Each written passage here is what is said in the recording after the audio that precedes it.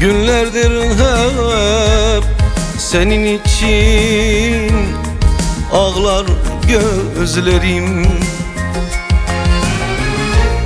Sabah etmez gecelerim, dön gel sevgilim. Hasretin bir alev olmuş, yanar yüreğim. Gel beni bu yangınlardan kurtar sevgilim.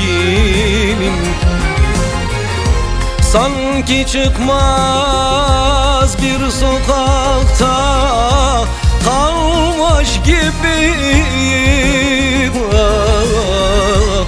Yüreğimden kurşunlar almış gibiyim.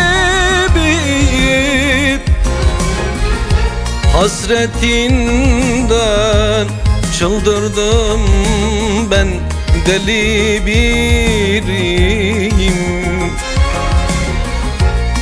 Gel al beni acılardan kurtar sevgilim.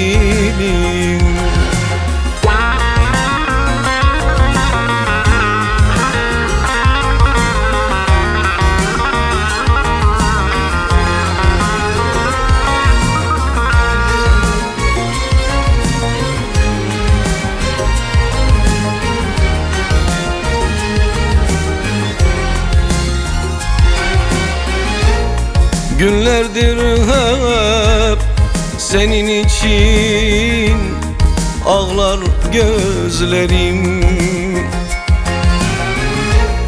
Sabah etmez gecelerim, dön gel sevgilim.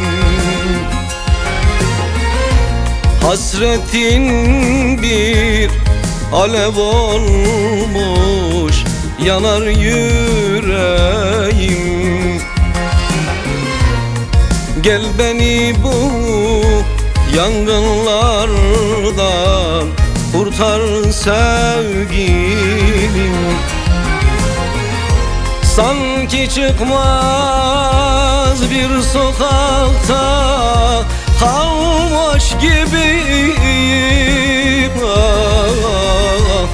Yüreğimden kurşunlar almış gibiyim.